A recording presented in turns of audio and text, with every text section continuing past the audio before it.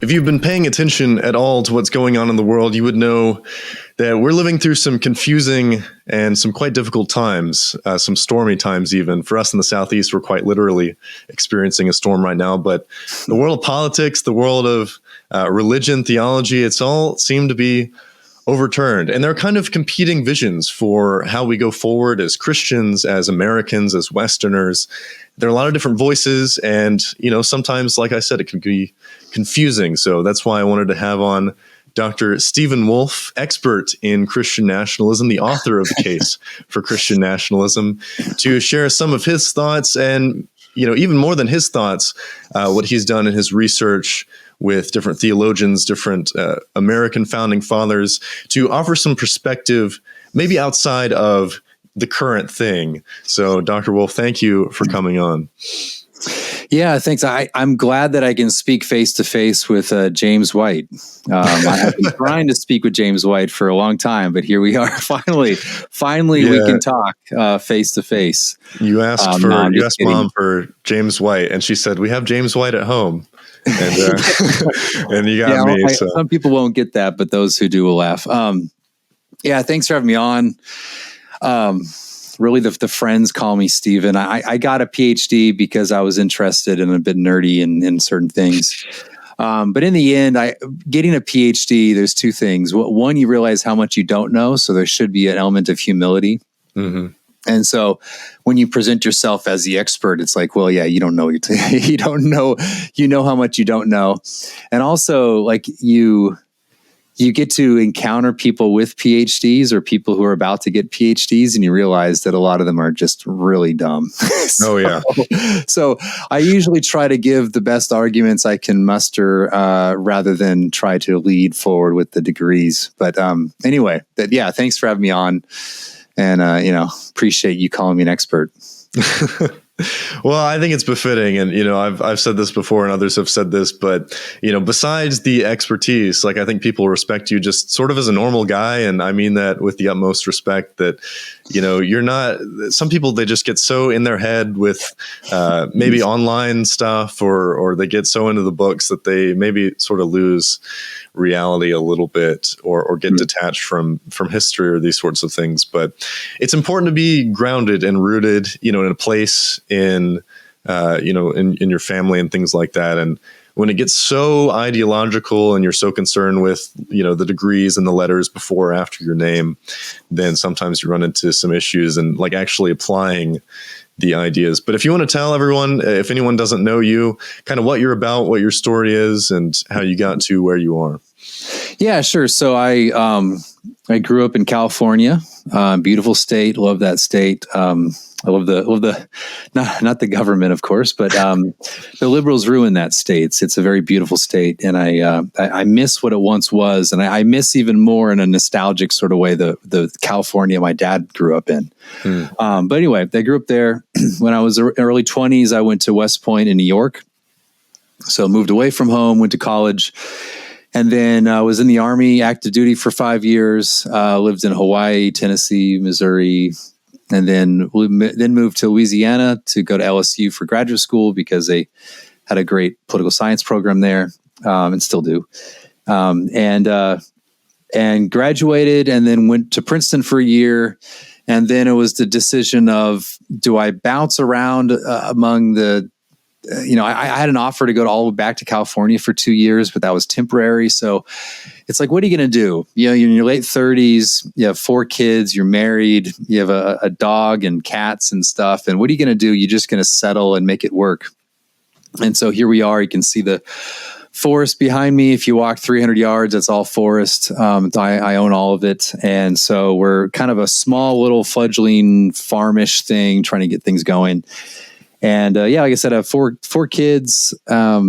Oldest is 12 now, and married for 16 years or so, and have 5 goats. Hopefully 4 if we get rid of one. And anyway, that's what we're doing now. And kind of split my time between writing and reading and trolling on Twitter.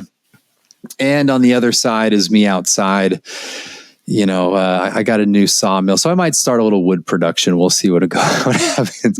Anyway, that's me. Fairly normal, I guess. I was in Hungary recently, and I told him what I'm doing. Like, oh, you're doing the romantic peasant thing. And I was like, oh, okay. They actually have a term for it. In America, you call it this like fake homesteading, but in Europe, it's like, yo, you want to go back to being a romantic peasant and noble savage and all that. Anyway, that's what I'm doing. Yeah, it seems like there are a number of people that have sort of a similar story. Like I know Tucker Carlson comes from California, and I think that nostalgia for maybe the peak of what America used to be, sometimes it makes people lethargic, but I think other people like yourself or like Tucker, it sort of fuels their worldview and sort of informs their view of like the decline of America. And I think, as someone who lives in the South, I've always grown up in the South, I think we have a tendency here to be maybe not on the frontier, not on the forefront of the decline. And it's really easy for us to maybe not realize how bad it is, especially if people aren't online, which for a lot of people, I think that's a good thing maybe. But, you can sometimes not be in touch with what's going on, and especially in like major cities or in other parts of the country. We sort of have a buffer here in the South, which a lot of people are seeking moving here. But I think it can cause a lot of people, especially a lot of Christians, a lot of churches to, I guess, not realize how bad it is. And I think that's something that you do very well, is trying to get Christians on board with what may be uncomfortable to ears at first, but the political realities that Christians in the past have had to deal with that are maybe not the most comfortable or pleasant, but are altogether necessary when you consider like what's going on in the rest of the world and what's going on in the rest of our country.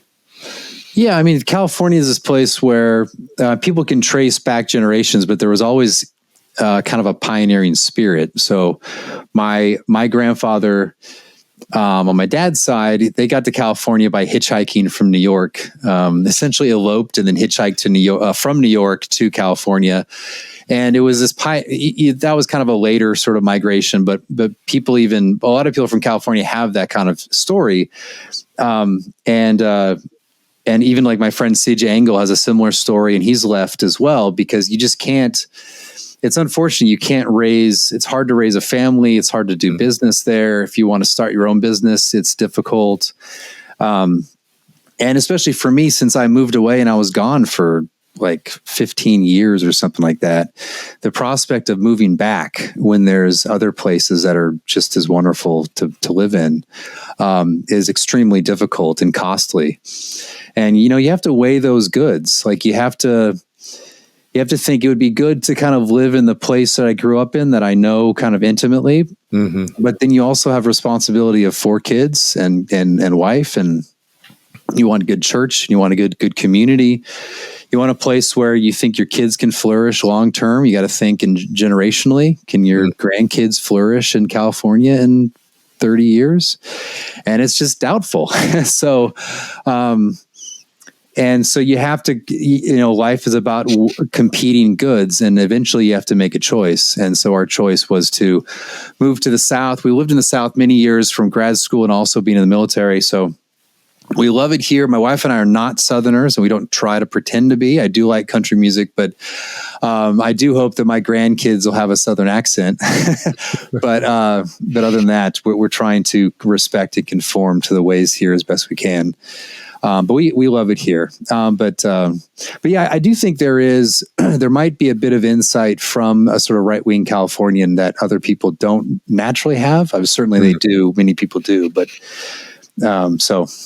yeah, kind of like Tucker as well. I mean, I think he lives in Maine now, of all places, but yeah, I can see how that would be.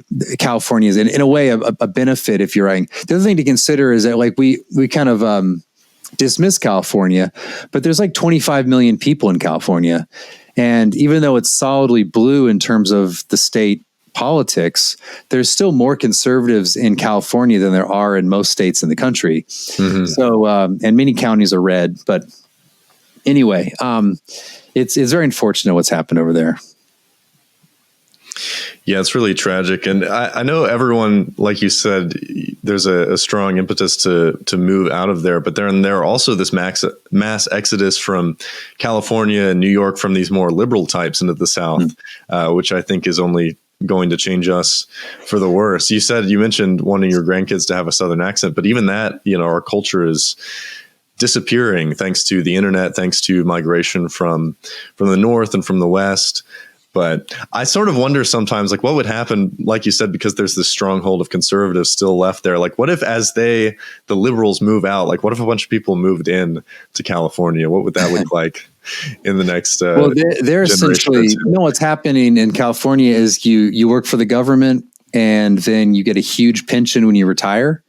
And you have huge equity in your home. And then you look at a place in Arkansas or North Carolina or Texas or Idaho, and you realize you can own a mansion for a quarter of the cost of your basic home in California. Mm-hmm. And so people move out. So there's a lot of conservatives leaving, not just the liberals. There's actually a lot of conservatives leaving.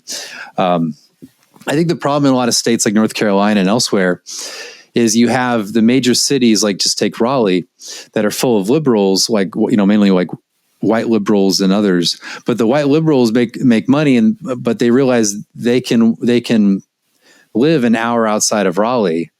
And all these places that are basically rural, historically conservative places then become dominated by essentially white liberals who then change the character of that place. And so in my own county, which is near Raleigh, is facing that same issue because on the east side, we kind of border in a way some of that movement out of Raleigh. So it's not just the migration from other states, it's the migration from the cities. And then these people have nothing to do but do politics. And so they essentially take over the county politics and the towns within these conservative counties and shape it to the way they want it. So it's a struggle. I mean, the issue with conservatives is that their disposition is to be left alone.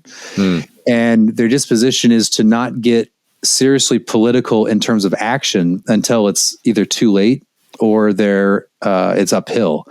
And that's precisely what's happening in not only my county, but also the region I live in, unfortunately. So, unfortunately, though, there are NIMBY lefties out there. NIMBY, not in my backyard. And so even if you're right wing, you can actually work with the NIMBYs, which is actually what we're doing right now. But anyway, that's local politics. But yeah, absolutely. There's just migrations. You have to deal with that.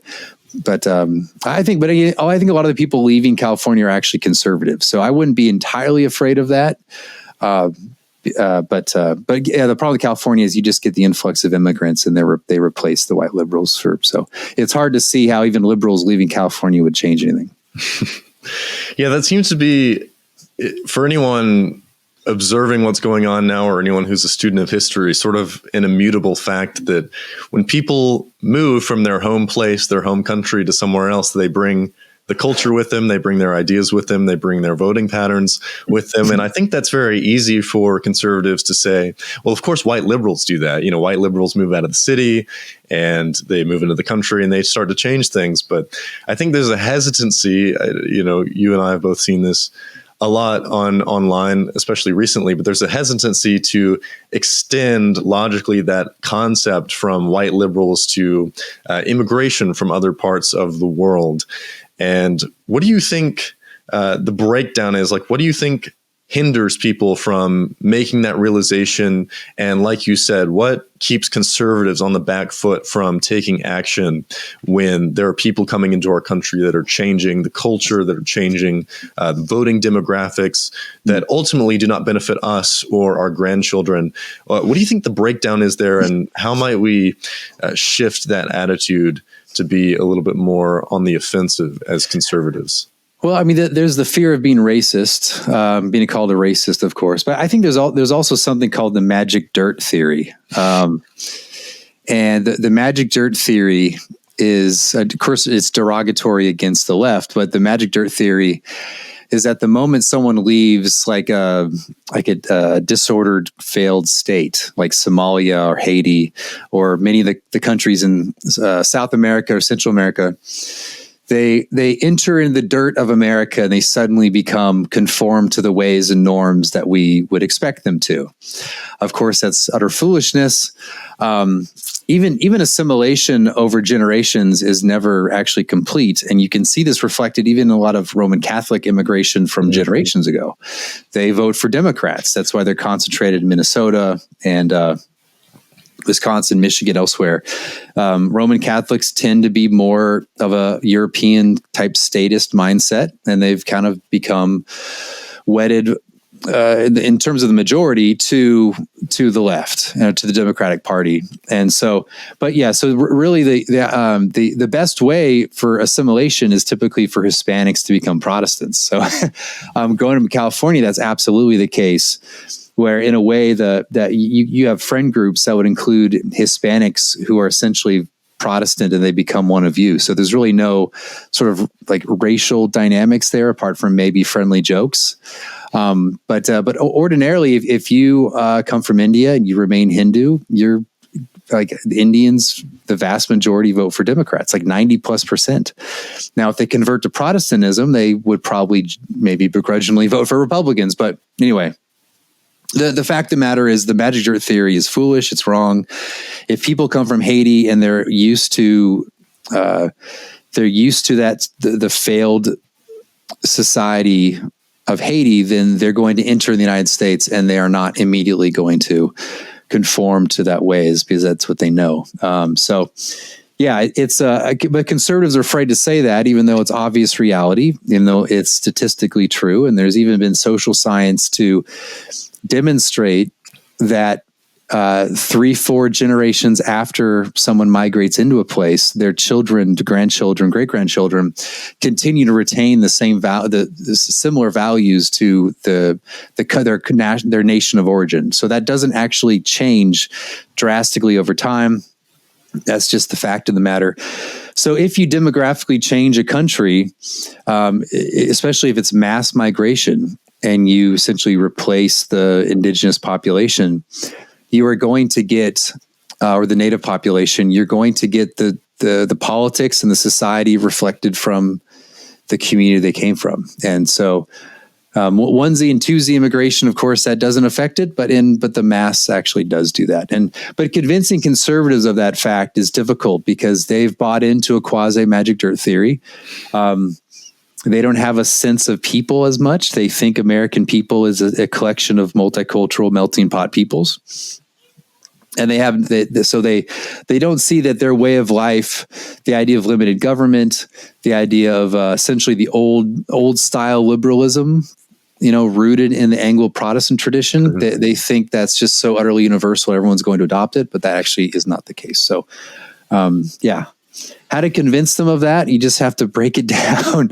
It's slow, just slowly trying to reveal it to them so that they slowly psychologically are able to accept it. And that's why I take a more kind of incremental approach to trying to get people.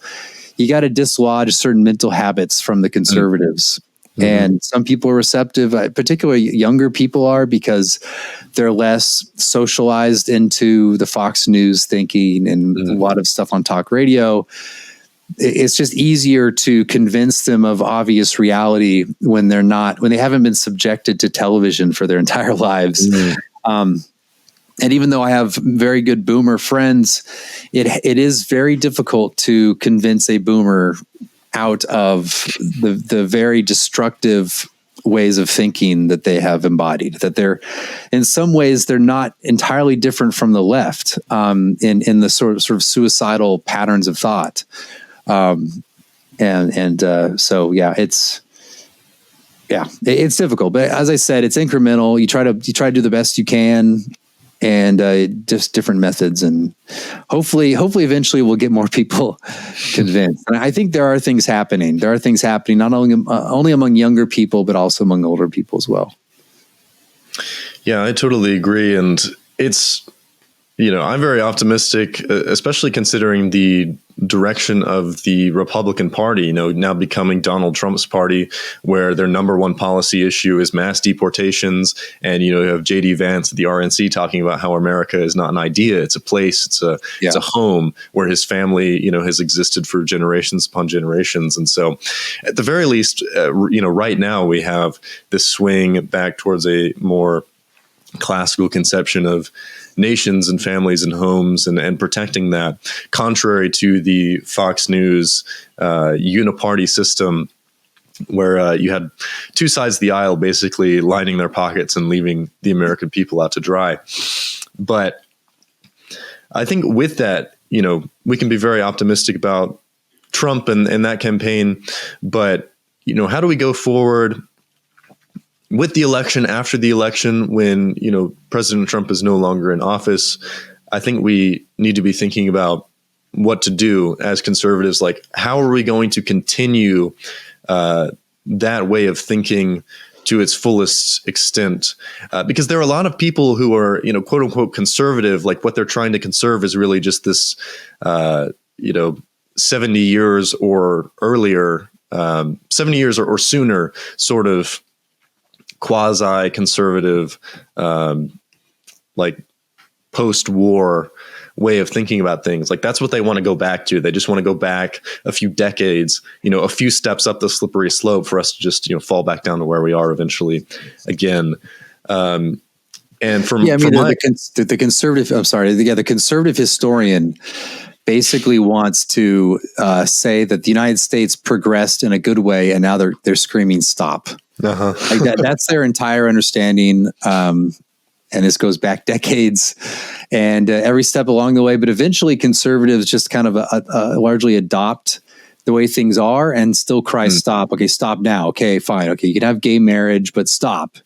And now you see some shifting on trans too. So it's that's what conservatives do. They end up just at every new social movement, when it's the left-wing social movement, when it becomes successful, they just adopt it and say, okay, fine, everyone's equal now, and that's it. But of course, it never stops. And in 10 years from now, conservatives will probably do the same thing in 20 years from now. So you have to kind of break that pattern of thinking. Yeah, and I think that the reason that is, and I've tweeted this much to the chagrin of certain people that follow me, and particularly like Roman Catholics, is that the conservative voices, specifically like Roman Catholics or non-Christians, we have different religious traditions, women who are in the conservative space, they sort of enjoy part of the progressive mindset because that was necessary for them to even have a voice in American politics. And I think it's very important to champion who America is, who conservatives are, what conservatism really means as going back to the founding stock of America. And that's not to say that we haven't traditionally tolerated certain voices that are ideologically aligned, or even if we have minor disagreements, aren't self-destructive. But I think you see a lot of people, and you've expounded on this on your own channel about the history of the neoconservatives, that it's mostly taken up by these people who sort of enjoy the fruits of progressivism to a certain extent.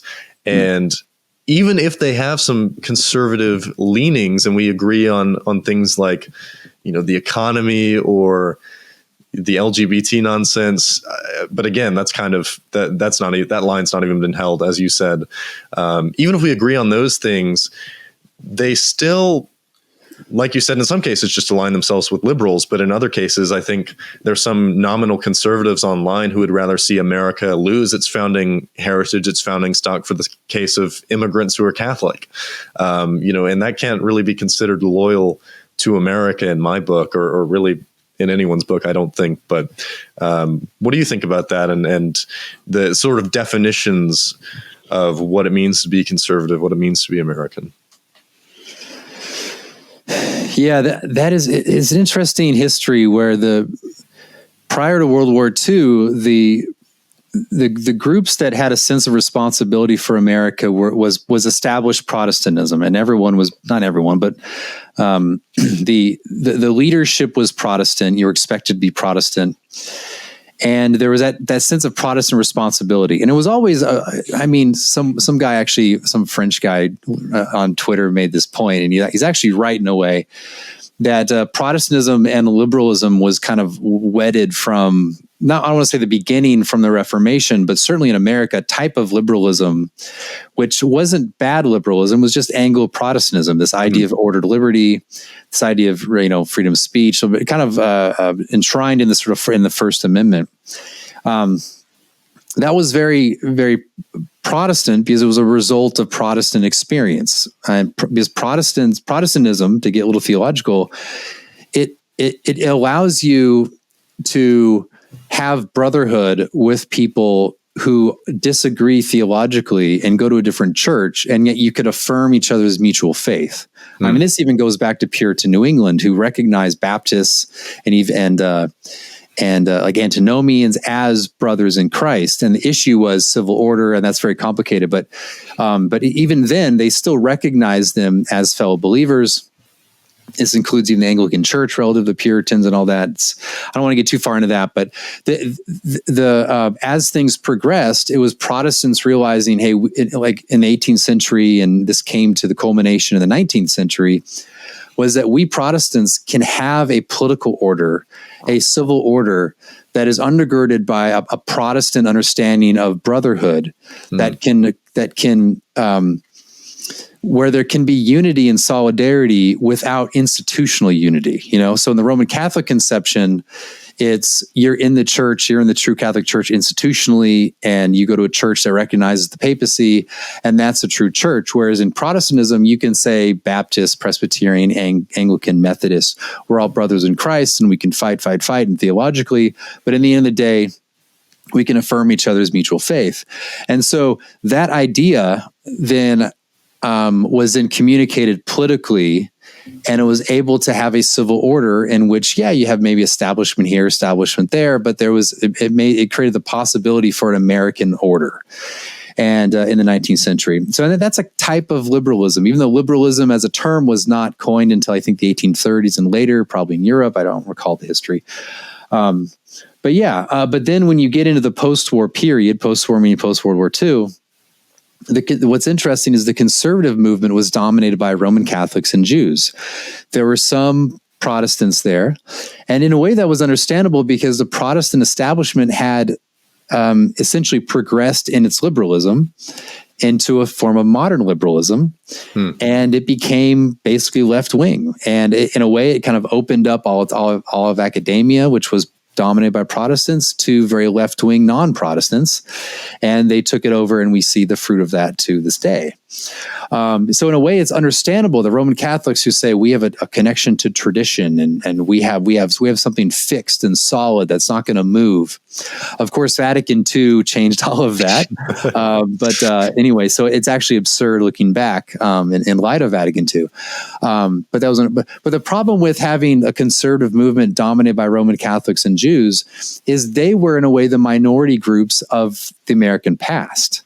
They were Jews weren't as, they weren't very persecuted in American history, but the Roman Catholics probably can claim a type of persecution if you want, from all the different controversies that went on. So it makes sense then that this conservative movement would have a type of America as an idea thing, because then that means that Roman Catholics and Jews are fully included in this thing called American. And that's what has arisen in the conservative movement, is the acceptance of America simply as an idea. And this is reflecting the fact that when J.D. Vance in his speech at the convention mentioned, as you said, home, and it's not just an idea, it's a home, it's a people. This is why someone like Ben Shapiro reacted negatively to that, because he, as part of a figure of that conservative movement of late, would then be considered as a Jew himself, not necessarily second class, but in a way kind of adjacent or attached, but not fundamental to what America is, which is a Protestant people. So I think a large part, what I'm trying to do is say, America is a Protestant country. We made mistakes 50, 100 years ago. We went to the left. We took liberalism to places it should not have gone. And we need to return. We need to return to a 19th century conception of Anglo-Protestantism, which was open. It was open to people becoming one of us, but it was also a confident, dominant group of people or ethnicity, whatever you want to call it, that then demanded a type of conformity to our way of life. So this happened with the Germans who came. This happened with many of the Irish that came early on, integrated very well. And to this day, kind of the old stock American Germans are just as American as anyone else. Same thing with the Irish and others who came early on, especially if they converted to Protestantism or if they already were Protestants in the case of the early Germans. So I want to reassert a confident Protestantism that lays claim to the responsibility for the country as Protestants, as American Protestants, but also to dump all that bad Protestant liberalism that occurred in the 20th century and go back to something older than that. Absolutely. But it's really hard because people today don't identify their Protestantism in that way. Like Roman Catholics will say, this is a Roman Catholic argument, or this is a Roman Catholic thing, this and that. But Protestants don't really do that. You know, like they don't have this solidarity around this. And that's why in the Christian nationalist movement that we've seen in the last few years, we have people on our side who are Baptists and Anglicans and of course Presbyterians. We have Roman Catholics who are on our side, and all sorts of people. But it's with this principled unity of the Christian faith and as Americans, and kind of reasserting this responsibility. And really, I mean, like I said earlier, if what's going to preserve America as traditionally understood is going to be conformity to the old Anglo-Protestant norms. And I just emphasize, I don't mean like genetically Anglo. In a way, Clarence Thomas is more Anglo-Protestant than most Anglo-Protestants today. And so it is something in which people can conform. But if we think that magically everyone's going to show up and they're going to just become one of us, that's just utterly foolish. And in a way, it's not. I understand why an Indian from India would show up to America and remain an Indian in America. That makes sense because that's who they are, right? I don't like, in a way, like I can critique them for not properly conforming, but in the way it's understandable that people with a way of life would retain that way of life in a country they move to in mass. So anyway, but that's a lot to say, and there's more to say, and I'll leave it at that. Yeah, no, I think that's great stuff. I'd say that, you know, speaking of things genetically is maybe a little reductive. I think it's more about, heritage and where your family comes from. I mean, there's a reason that Clarence Thomas is maybe like an exception generally, but like you said, it's not a personal gripe. It's just very normal for people to come from different places and sort of retain their own affections for their home country. And it should be perfectly natural that we do that as well for the place where our forefathers, our ancestors founded and conquered and developed. Two things I wanted to have you clarify with your last kind of going over the history of the conservative development, the conservative movement. This idea of good liberalism and bad liberalism, I'm at fault for this, and I think a lot of people just speak of liberalism very reductively online. Again, I'm at fault for that. It's kind of easy to fall into those dichotomies: conservative, liberal. We're conservative over here. We're not liberal, and that's antithetical to our ideas. You now have this Roman Catholic led like post-liberal movement who is sort of against the founding of the country, wants to sort of move past it, move post, the liberal order. But the first thing I wanted you to expound on is this idea of good liberalism or bad liberalism. I've seen it differentiated like British liberty versus French liberty, kind of the fruits of the British Revolution and versus the American Revolution or the British Enlightenment. And, I think people need to keep in mind that often we can fall into the habit of speaking of liberalism or the Enlightenment too blanketly. These weren't uniform ideas, like these were just collections of ideas that didn't always agree necessarily. Maybe some of the worst ones won out, but can you speak a little bit to, I guess, the difference there and what you mean with good liberalism and bad liberalism? Yeah, absolutely. Let me first say, like the post-liberal Roman Catholics. The post-liberal Roman Catholics, or anyone who's post-liberal, what they really mean is they want European social democracy, which is antithetical to all forms of liberalism. Even though I think their rhetoric, I think actually in the end they're just kind of a liberal social democracy. I think they're liberals, but what they mean is they don't want a sort of limited government liberalism. That's among the Anglo Protestant tradition. So when I see Srab Mari talk about post-liberalism, he's just saying he's doing European social democracy, which is essentially, this is why they like the administrative state. They like the idea of a strong state. And if you go to Europe and you talk to good Christians, and I was actually just in Europe a couple weeks ago, one of the guys even brought this up. He's like, yeah, in Hungary, we're like, okay with the state. Like, we want a strong state. Like, we want to be friends with the state. The state is central to our political lives. That's a very different conception than the Anglo-Protestant tradition. I mean, I guess there could be nuance in that, but so when I speak of liberalism, you can think of like Rousseauian liberalism or sort of Kantian liberalism, but that's all continental stuff. If you think of liberalism from the Anglo-Protestant tradition, it's typically liberal government. It's the emphasis on natural rights. But the older style liberalism still had a thick conception of what is good. So that modern liberalism is like, well, the good is whatever you make of it. You can define the meaning of your own existence, and we just let you kind of live and let live. The live and let live is kind of part of old style liberalism, but it still retained a sense, no, there is an objective good. It is what we might say is a thick conception, meaning that it actually is robust. And that's the sort of thing you ought to conform to it. And your natural rights are part of that. And the natural rights should be recognized by the government, because having those rights is a foundation for you seeking that good. So take like the natural right to your property. In order for you to achieve that objective good of man, you need to have responsibility of a place. You need to have your own stuff that you can acquire or sell or whatever as you see fit. That's part of being human in an objective, thick conception of what's good.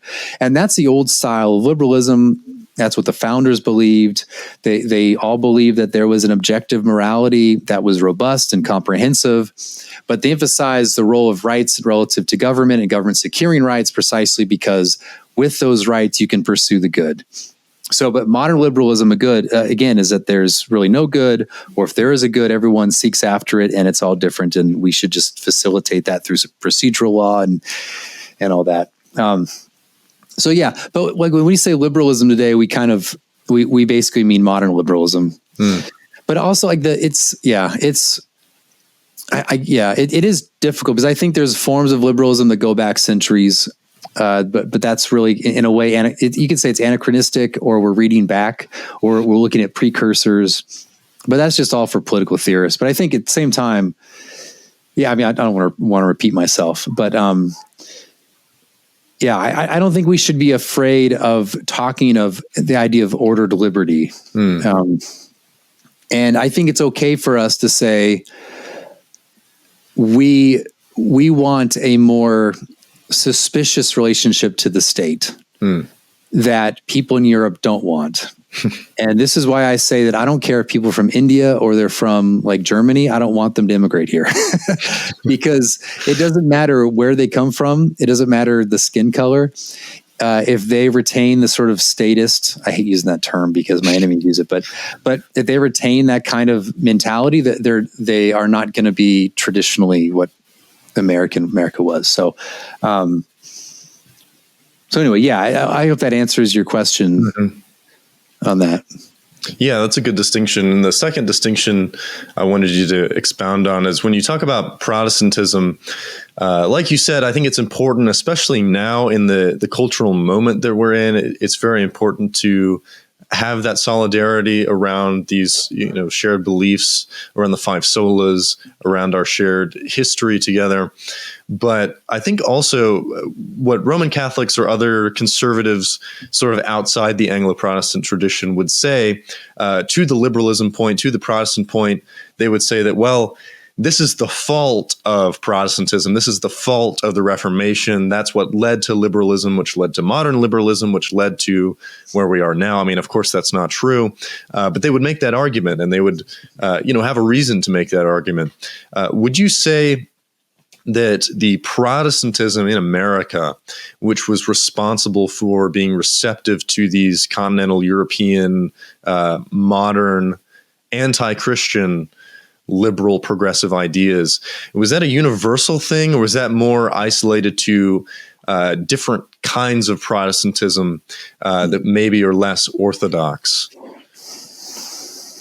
I don't know if it's a matter of less orthodox. I do. That's why I say Anglo-Protestant, which is which is a reference to essentially the Anglo tradition, or you could say Anglo-Scottish. I mean, you could, whatever it is, like that the sort of British Isles way of thinking. I would concede to the Roman Catholic that that within that Protestantism, that Protestants are, over the span of centuries in a way responsible for a type of modern liberalism. But I would reject the idea that it's necessary, that's built into the fabric of Protestantism for that to be the case. There's a difference between saying that there's precursors and there are that principles have become abused and falsely applied. And that's what I would say. What they tend to claim is that, no, it's built into the very fabric of it. So I mean, you have to admit that in early 20th century Protestantism began to liberalize both politically, liberalize in a modern sense, both politically and theologically. And they essentially gave up in a way their birthright to the left in the early 20th century in the institutions. And this is why the mainline churches today, from Methodism to Protestant, PCUSA, Protestantism or Presbyterianism, and other churches have essentially lost their way. And now they have lesbian ministers, right? So I totally, and most of the conservative denominations, came out of that. Like they came out of those, they split from those mainline churches. And so I would concede that. I would just argue that it's not built into Protestantism itself. And also, I would just say that Roman Catholicism is in no better shape. And I would say in a way, if you look at the voting patterns, it's actually worse. And the conservative Protestants are the ones who consistently vote better than the Roman Catholics. Now lone bulwark, some might say. Yeah, they're the lone bulwark. Well, among all demographics, they are the most solid, reliable voters for good moral causes, whereas Roman Catholics are the people identify as Roman Catholic. I think church-going Roman Catholics, to be fair to them, I think they are very strongly kind of on the right, but still less than white evangelicals. So that's what I would say.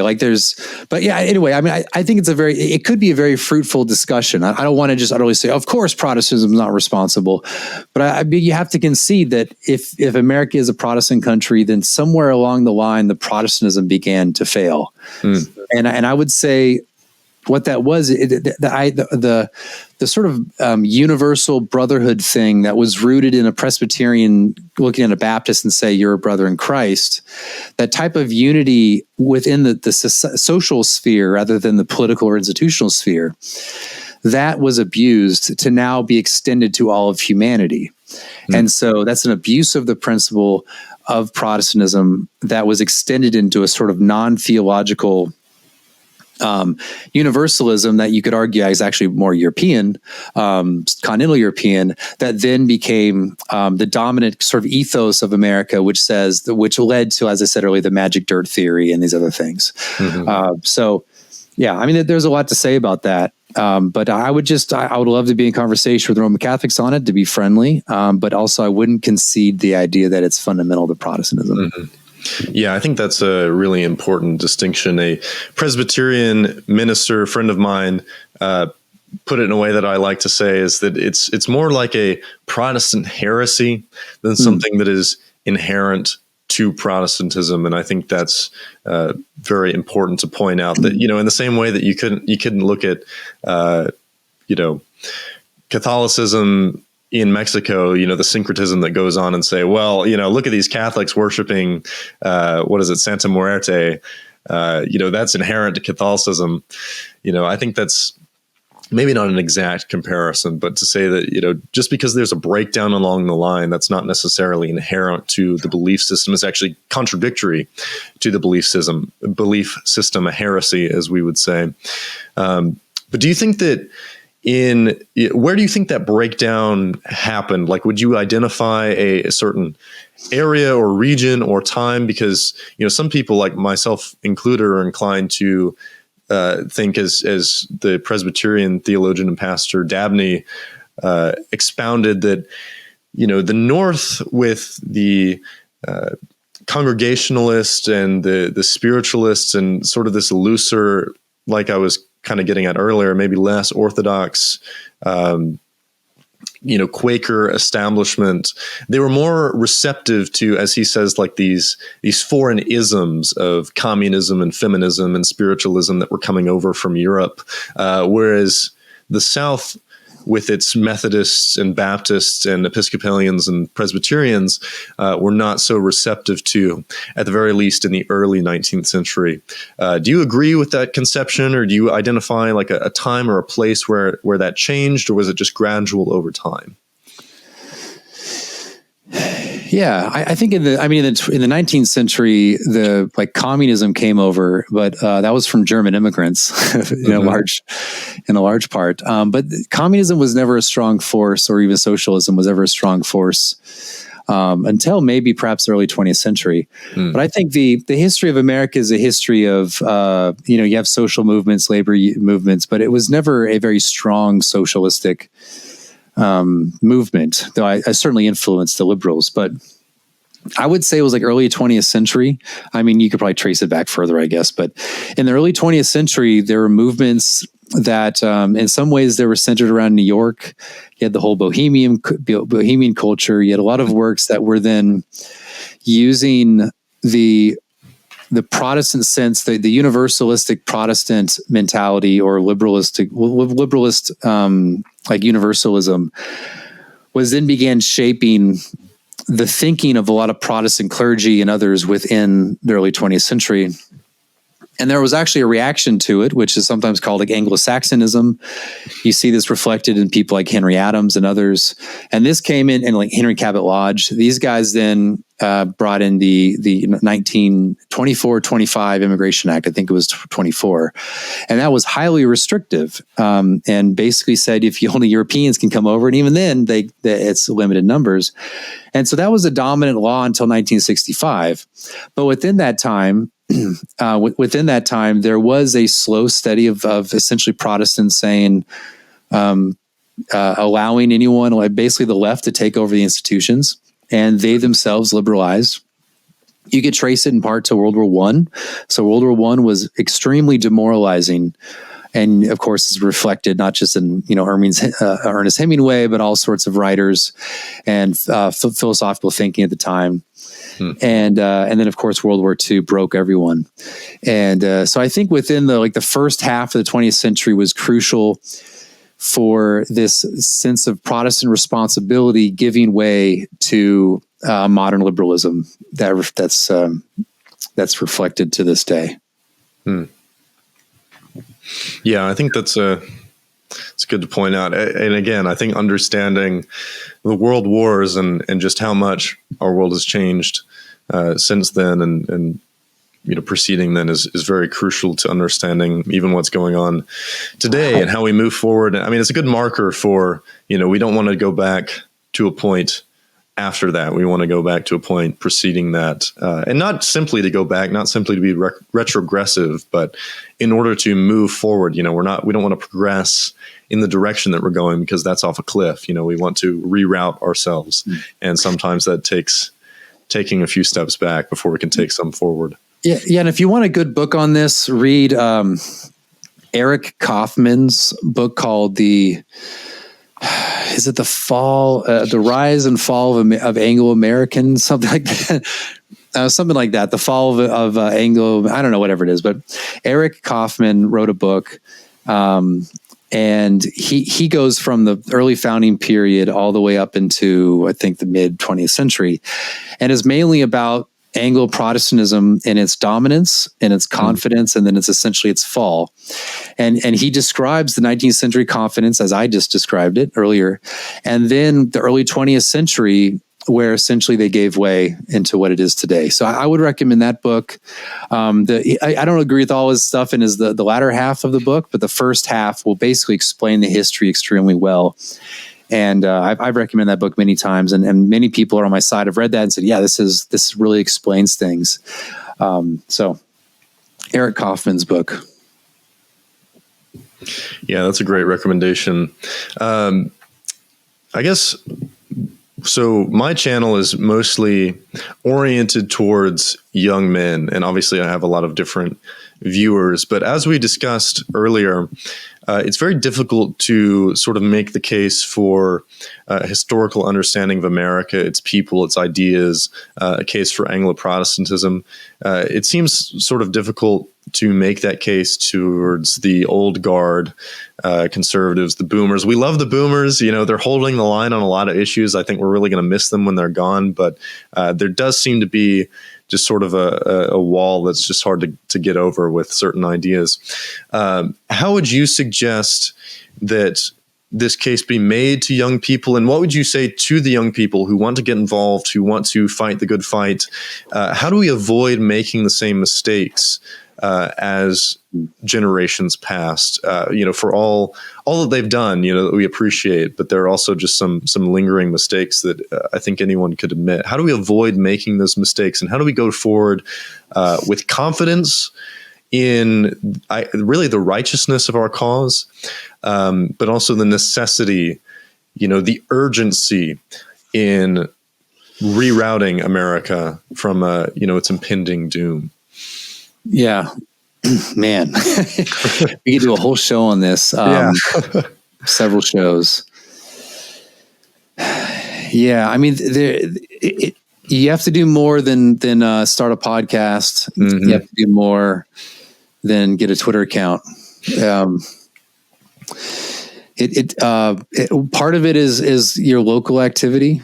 So find a group of friends that are like-minded, and don't just meet and complain about the state of the world. Meet to organize so that in your daily life, or in the basic things of life, you can help one another, and you can encourage one another, not just in the faith, but in your commercial, your job endeavors, your business endeavors. Support one another in their various vocations. And, if some people talked about starting a sort of counter economy, but whatever it is, if all your friend group is all online, you have to do something where you're meeting with people in person, not just for the face-to-face thing, as people say, but to actually become a community, a community in which you can help one another out, support one another, encourage one another, and try to be the best that you can be. So that's got to be one thing. Preferably, and of course, pursue families, get married, have children, and find a church that, one, first of all, preaches the gospel, and two, hopefully provides part of that community you're talking about. and try not to be a troublemaker in the church. Like people accuse me of that. Like, no, I actually don't want you to be a troublemaker in the church. You can find other ways to make trouble than to disrupt your congregation. Most of the people in your church don't know what's going on in the online world. So it's not necessary for you to disrupt on that basis. But so that's one thing. But the other thing is like, you have to view whenever you turn on Fox News, which I know young people probably don't do very often anymore, you have to view it as right in a lot of ways, like what their message with their communication, but their rhetoric and the way they get to their conclusions are part of the problem. So America's an idea, that sort of thing. The rhetoric of like, oh, everyone I disagree with is a socialist or a communist or a Marxist. And it's like, they're really just liberals. I mean, I don't know. Like the people who want to brainwash your children, yeah, like they have some overlap with Marx and socialism and all that, but they're really just modern liberals. It's liberalism. And this is something like Roger Scruton, the late conservative British philosopher. He said the true enemy of conservatism is not Marxism or socialism, it's liberalism, by which he meant a form of modern liberalism. And so we have to see that all as propaganda, that they don't even know they're saying.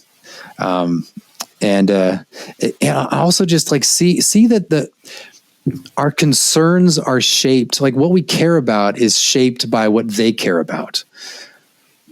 Like you might have an opinion on Ukraine versus Russia or Israel versus the Palestinians, but there's a reason why we're all obsessed with that. That's because that's all they can talk about. And there are interesting questions there, and you can care about all those things as much as you want. But I'm just saying that we're kind of handed what we're concerned about. Meanwhile, like tens of thousands, hundreds of thousands of people are being killed in Africa. Now, I'm not saying you have to care about what's happening in Sudan or Congo or Nigeria or other places. I don't care if you don't care about those things. But the fact of the matter is you don't care about it, probably because no one talks about it. So don't get wrapped into what the legacy outlets are talking about. And so that's one thing. I mean, there's so many other things.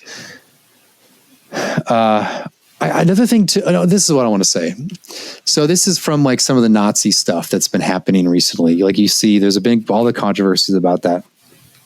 All I have to say, I'm not like trying to counter signal or attack or cancel anyone, but if you're an American, let's focus on American stuff. Like you don't need to go to the Nazi stuff to be based. You can cite Henry Cabot Lodge, or you can cite Dabney, or you can do. There's all. I mean, you can cite the founders. I mean, you don't have to. You don't have to go to like a foreign thing that I don't really care about. It doesn't energize me to see Nazis do stuff. What energizes me is seeing like an Americana photo with an American flag of a small town, or an old video from the 50s of kids playing baseball or something like that. Like that's the sort of thing that energizes me because that's American. So at the risk of sounding like a mega evangelical preacher, you got to lean into that. You got to lean into the American, the American aesthetics, the American figures, the American history. It's all there.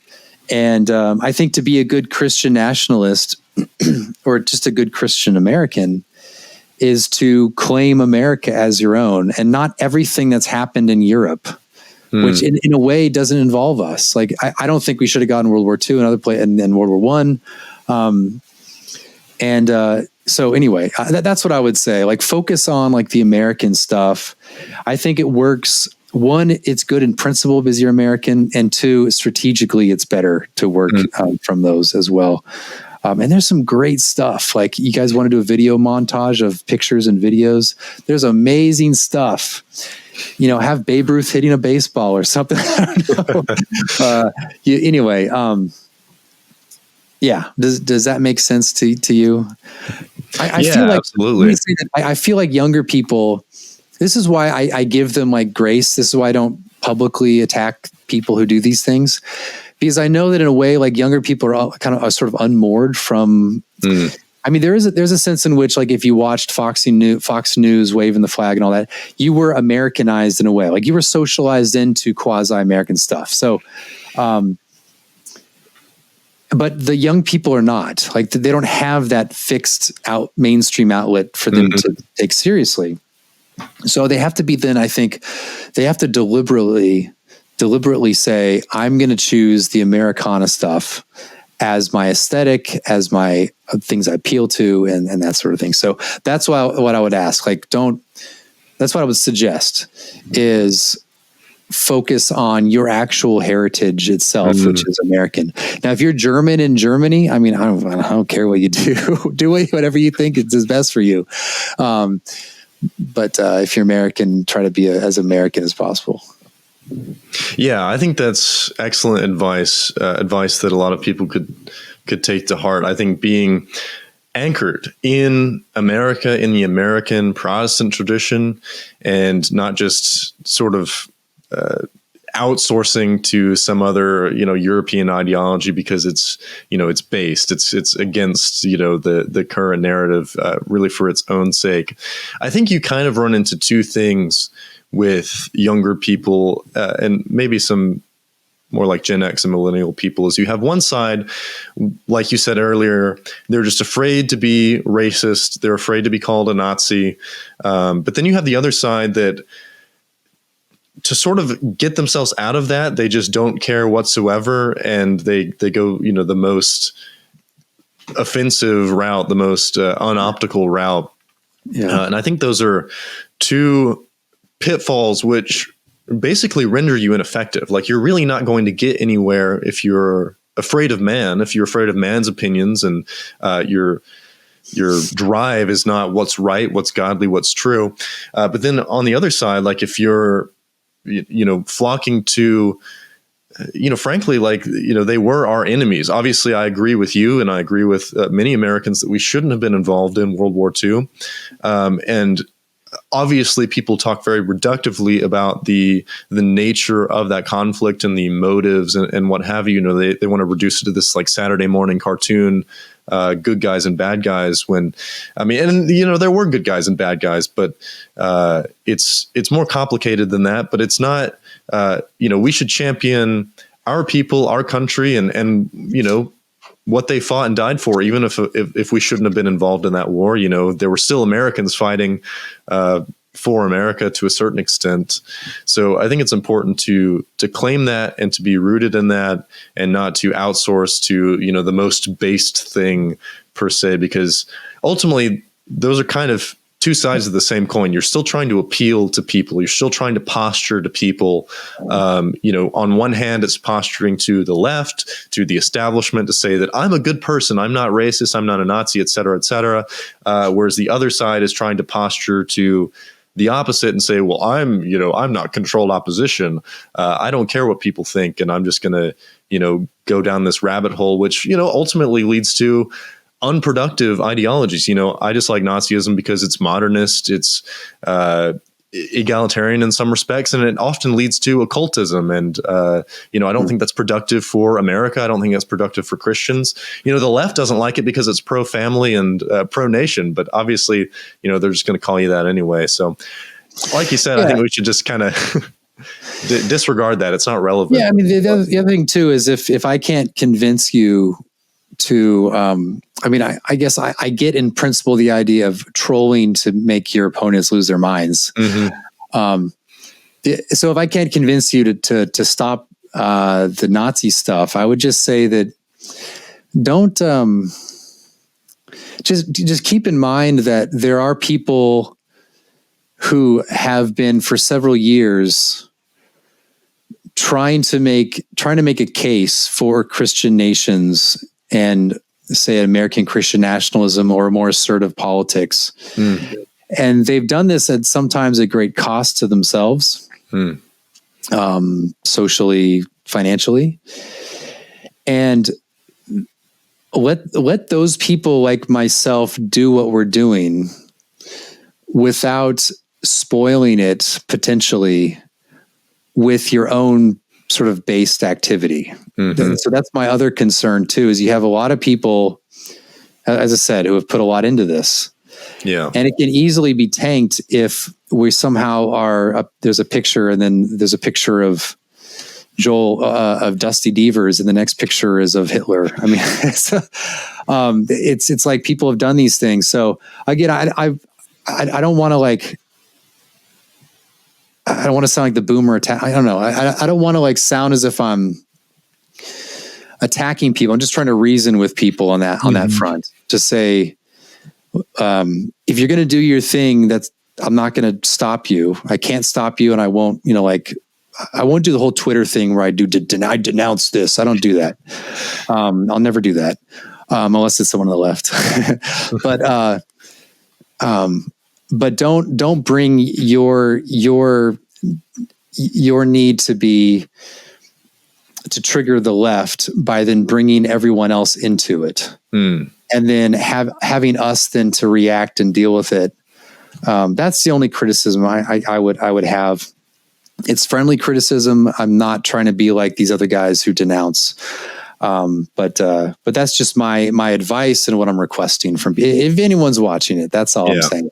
The people who have put a lot into this with a certain rhetorical strategy, and with certain principles, it will force us and perhaps spoil the work we put into by going that route. So that's all I'd say.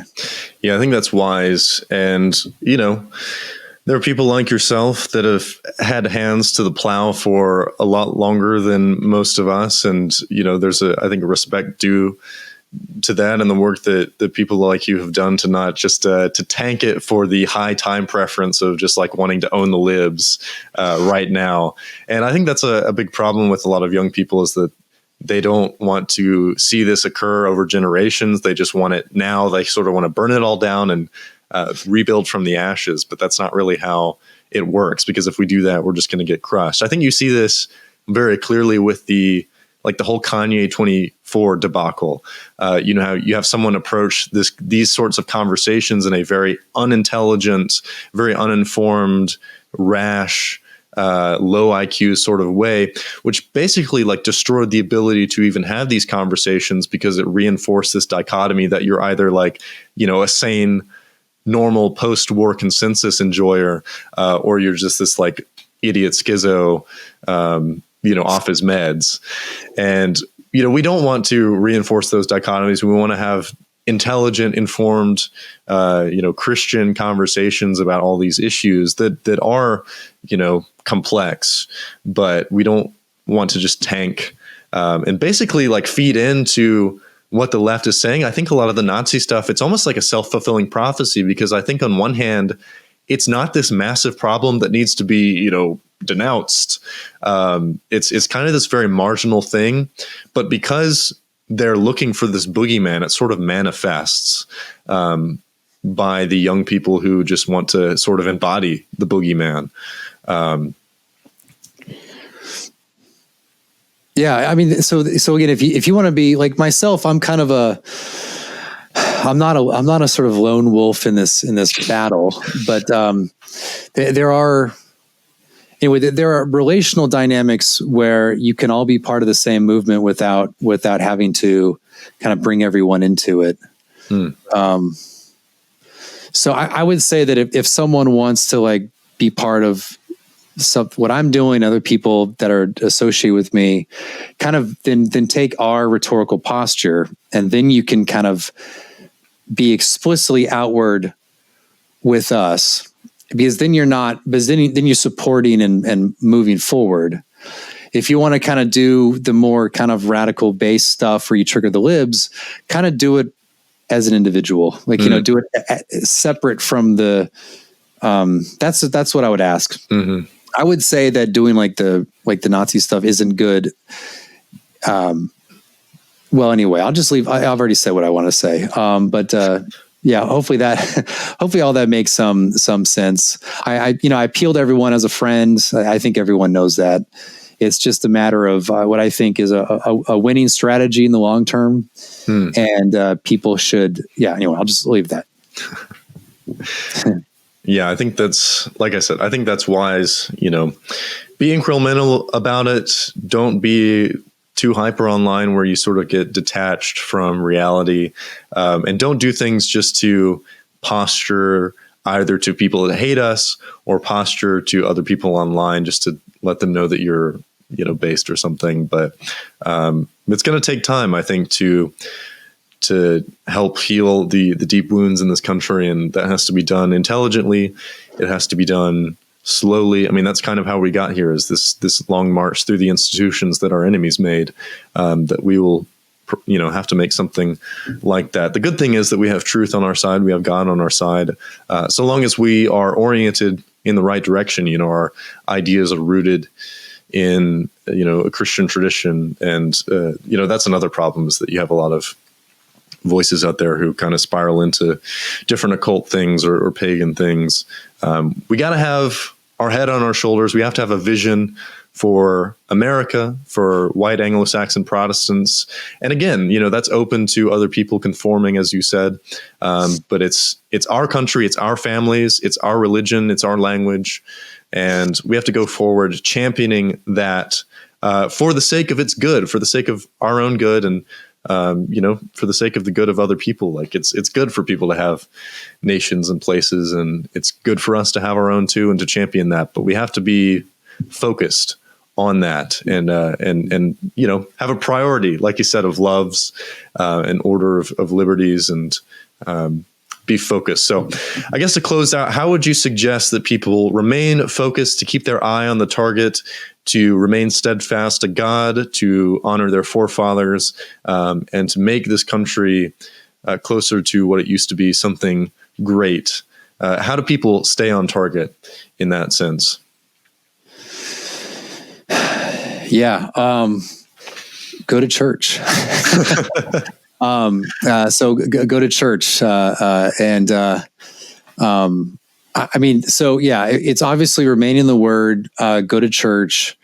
But at the same